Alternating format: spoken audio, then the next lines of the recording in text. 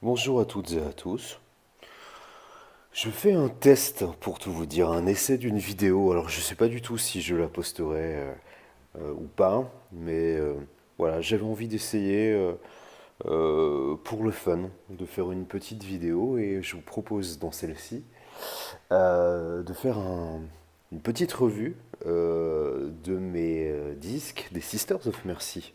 D'ailleurs, j'ai posé ici quelques t-shirts des Sisters euh, pour surtout cacher la toile cirée qui est dessous et qui est pas très belle à regarder. Et ici, tout au fond, j'ai mon perfecto avec quelques petits pins des Sisters, hein, que je garde toujours près de moi. Voilà. Et je vous propose peut-être de parler de la première partie, de la première période de la vie des Sisters of Mercy. Dans cette première vidéo, je vais pas forcément passer en revue la totalité de l'histoire un peu complexe de ce groupe, enfin ce groupe, façon de parler, mais peut-être justement dans cette première vidéo évoquer la période durant laquelle les Sisters étaient vraiment un groupe. Et à la fois je m'appuie, mais de façon assez relative, sur cet ouvrage de Fabien Rallon qui est paru en 2006, qui retrace d'un point de vue assez personnel la carrière des Sisters of Mercy et qui a l'avantage d'être informé, d'être très bien écrit. Mais c'est un ouvrage qui a aussi l'inconvénient d'avoir un fort parti pris et contient, d'après ce que j'en sais, notamment de ma lecture de Sisters Wiki, qui est vraiment pour moi la référence absolue. C'est un bouquin qui contient aussi pas mal d'erreurs, pas mal d'imprécisions. Mais bon, je vous le conseille malgré tout euh, pour avoir une idée de la vie de ce groupe en particulier lorsque c'en était un, comme je disais, avant que Andrew Eldritch, le leader et chanteur de Sisters of Mercy, décide de faire renaître euh, sous une formule complètement différente et plus personnelle, avec un son qui a lui aussi pas mal évolué, les Sisters of Mercy. Voilà. Pour passer en revue peut-être les vinyles, je voudrais évoquer déjà les deux premiers 45 tours des Sisters. Donc le premier sorti en 1980, euh, sachant que le groupe des Sisters of Mercy a connu une première existence très brève entre l'automne 79 et le printemps 80. Et c'était un groupe à l'époque composé de 5 membres dont on n'a aucune trace, dont on a conservé aucune trace. Et suite à la séparation de celui-ci au printemps 80, deux parmi les cinq, en l'occurrence Andrew Eldritch qui était à la batterie, aux percussions, d'une part, et d'autre part Gary Marks, qui était guitariste, fait renaître ce groupe sous une forme un peu différente et ont autoproduit un premier 45 tours sorti je crois à 2000 exemplaires, dont 1000 qui ont tout de suite été captés par la production, laquelle production est une autoproduction, hein, Merciful Records. Et ce premier 45 tours, c'est The Damage Done. Somebody tell me not the rhythm of the dance floor. Somebody tell me not the. I need to know about the. Que je n'ai pas, qui aujourd'hui se négocie entre 700 et 1000 euros, grosso modo. Euh, je suis pas prêt à mettre un tel prix hein, dans un vinyle, je vous le dis très clairement. Et par ailleurs, une version pirate japonaise est sortie en 1987 et celle-ci aussi est relativement rare de nos jours et se négocie à peine moins cher. Ça c'est le premier 45 tours. Un morceau, The Damage Done, qui est de mon point de vue tout à fait moyen et deux morceaux sur la face B, un en particulier qui est très court et l'autre un peu plus long. La face A étant chantée par Andrew Eldritch et la face B par Gary Marks. Le deuxième 45 tours, je ne l'ai pas non plus. Celui-ci, je le cherche depuis un petit moment, c'est Body Electric.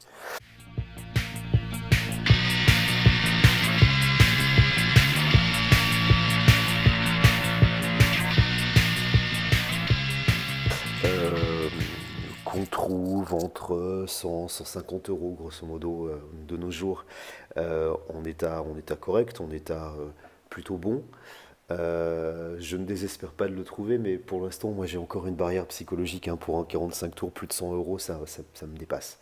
Donc j'en viens au troisième. 45 tours, je mets de côté Alice, dont je vous parlerai tout à l'heure. Pour vous citer le dernier 45 tours des débuts, Anaconda.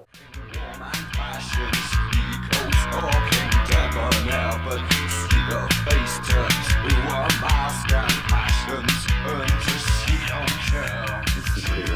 avec en face Phantom, l'excellent titre Phantom. D'ailleurs, les deux sont très bons, hein, Anaconda et Phantom.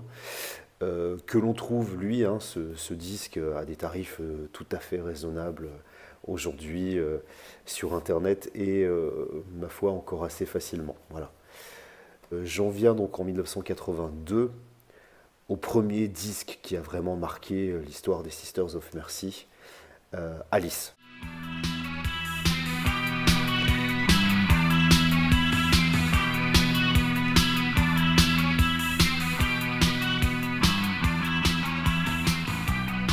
Ici présent avec cette superbe mais pas facile à capter pochette, avec donc une première sortie en 45 tours et une deuxième en 1983, je vous ai dit 82 tout à l'heure, mais c'est une erreur, c'est 83, en version EP avec Floor Show Phantom, qu'on retrouvait sur le 45 tours précédent, et 1969, la reprise des Stooges. Très très très très bon, single. Vraiment, Alice, l'un des tout meilleurs à mon sens des Sisters of Mercy, pas seulement de la première époque, mais vraiment de toute la carrière des Sisters of Mercy, voilà, indéniablement. Avec Ben Gunn, qui restera jusqu'à Temple of Love, à la guitare, et j'ai oublié Craig Adams à la basse, voilà. Vraiment la formation pour moi idéale, contrairement à ce que d'autres pensent, des Sisters of Mercy, et un disque miraculeux. J'en viens ensuite, toujours en 1983, si je dis pas de bêtises, au Reptile House.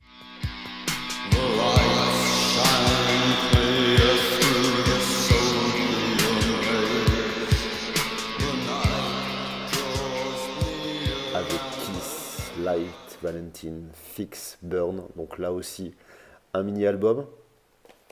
Que j'ai dans une édition, enfin un état, hein, tout à fait correct.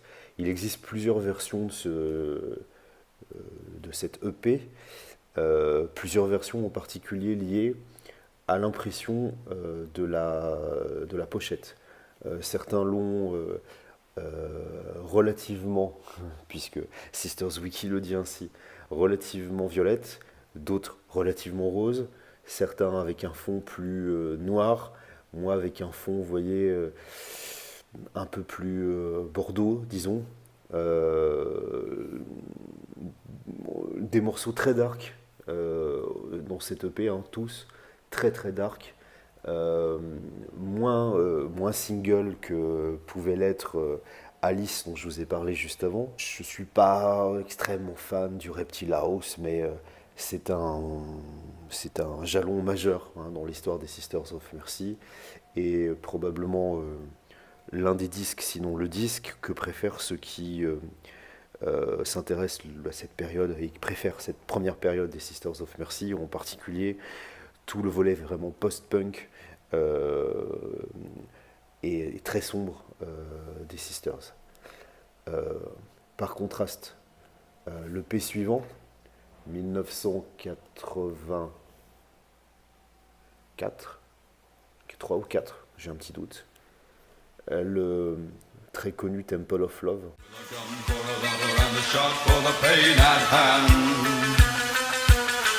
Run for cover in the temple of love. You run for another, but still the same. For the wind will blow my name across this land. In the temple of love, you hide together. En version initiale, extended mix sur le maxi 45 tours. Earthlang des Game of Shelter, la reprise des Rolling Stones en face B. Bon, je sais pas, c'est peut-être l'un de mes singles préférés. Voilà, il existe en plusieurs versions, mais celle-ci, la toute première, en version longue, c'est quand même quelque chose de grandiose. Vraiment quelque chose de grandiose. Sauf erreur de ma part, c'est après la sortie de ce single, qui a été présenté pour la première fois au Paradiso à Amsterdam, en live. C'est après la sortie de ce single que Ben Gunn quitte le groupe pour être remplacé par Wayne Hussey. Et à l'arrivée de Wayne Hussey, on observe, Rallon le dit très bien dans son livre, hein, une évolution du style, c'est indéniable, des Sisters, qui passe sur quelque chose de plus accessible, au moins sur les singles. Et ça, je partage hein, complètement. Ce que je partage beaucoup moins, c'est le point de vue affiché par Fabien Rallon, qui est critique vis-à-vis de ça et qui fait porter le chapeau de cette évolution à Wayne Hussey, et il considère que c'est une perte, que c'est une régression des Sisters. Pour moi, c'est plutôt l'inverse.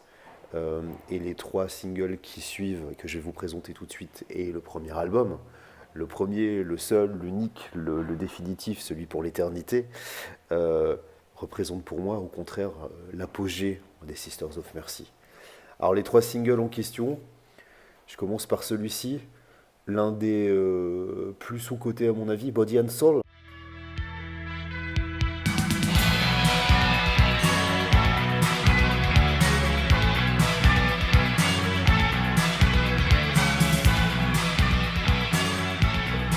Body and Soul 1984 avec Body Electric hein, qu'on retrouvait sur le deuxième 45 tours dont je vous ai parlé tout à l'heure, avec Train et After Hours également.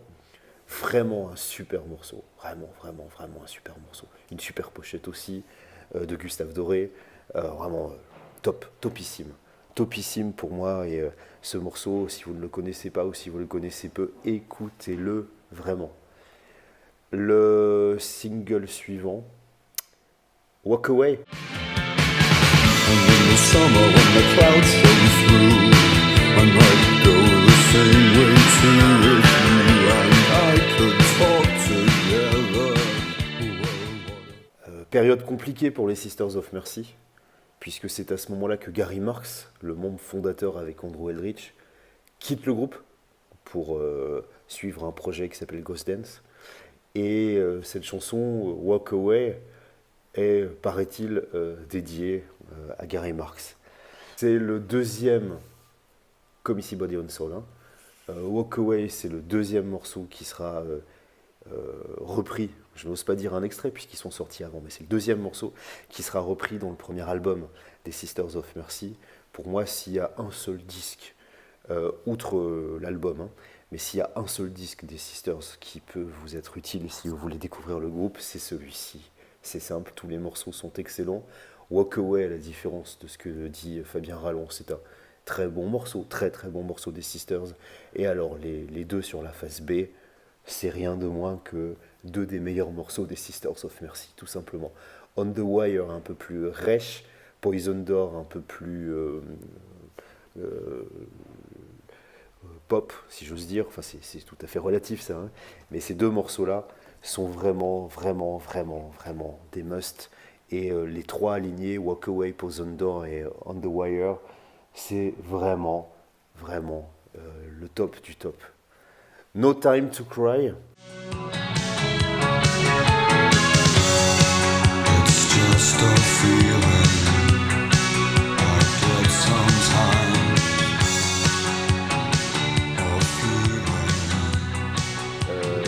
Là pour le coup, single extrait au sens strict du terme du premier album des Sisters of Mercy. On est au début de l'année 1985. Arrive en face B Blood Money et Bury Me Deep, chanson très dark. Bury Me Deep, très bonne, qui remue quand on l'écoute. C'est vraiment un morceau très fort. Et j'en viens pour terminer cette première vidéo, je vous parlerai de la suite de la vie de Sisters of Mercy dans une autre vidéo. J'en viens avec le premier, le dernier, et pour l'éternité, l'album des Sisters of Mercy lorsque c'était un groupe First and Last and Always, ou là, de la première à la dernière chanson. Donc c'est une version d'origine en 1985, c'est pas une réédition celle-ci. C'est pas difficile, hein, tous les morceaux sont à tomber, voilà. So still, so dark over you,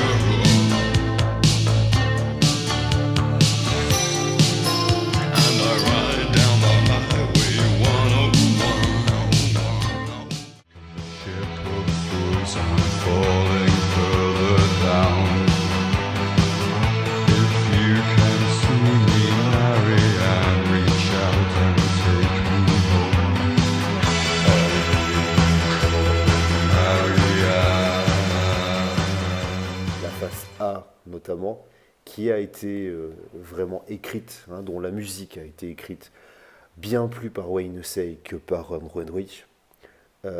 Et là encore, à l'opposé de ce qu'en dit Fabien Rallon dans son livre, pour moi c'est juste exceptionnel. Alors il y a les morceaux dont j'ai parlé tout à l'heure, Walk Away, No Time to Cry, A Rock and a Hard Place.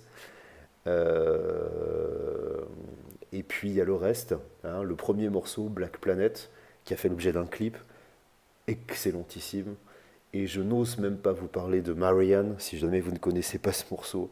Jetez-vous sur YouTube pour aller l'écouter, il est extraordinaire. La phase B est un peu plus dans le style classique, si j'ose dire, jusque-là, des Sisters of Mercy. First and Last and Always, c'est un morceau quand même assez péchu, assez dansant. Je pense surtout aux 3 morceaux suivants, Possession, Nine, Wild Nine et Logic, Amphétamine Logic, pour être plus complet, même si ça n'apparaît pas sur la pochette de l'album, Amphétamine Logic. 3 morceaux dans la veine traditionnelle, si j'ose dire, des Sisters of Mercy. Et enfin, le dernier, une chanson sur un amour perdu, une chanson poignante qui existe en une version alternative d'ailleurs avec d'autres paroles par ailleurs, Some Kind of Stranger, vraiment exceptionnel. You're beautiful, my door is open wide. Some kind of angel come inside. Morceau exceptionnel, Some Kind of Stranger. Je ne saurais que vous conseiller vivement, mais alors très très très vivement, l'ensemble des disques que je vous ai montrés ici, et en particulier si vous voulez aller à l'essentiel et avoir plutôt un album que des singles, First and Last and Always. On parlera dans une prochaine vidéo de la suite de la vie tumultueuse des Sisters, et en particulier du moment où, juste après la sortie de cet album, les membres du groupe se séparent et Andrew Eldritch part à Hambourg, et après une période d'introspection décide de reprendre la main et de mener un combat de front face à ces anciens alcoolites des Sisters of Mercy à travers un groupe éphémère, hein, de Sisterhood, j'en parlerai, et de ce groupe éphémère qui n'aura qu'une vie très modeste, hein, qui va durer grosso modo 1 année, découlera un son particulier, lequel son sera très largement repris dans le deuxième album labellisé Sisters of Mercy qui s'appelle Floodland, qui est sorti en 1987. Voilà, j'espère que cette vidéo vous a plu et je vous dis peut-être à une prochaine fois.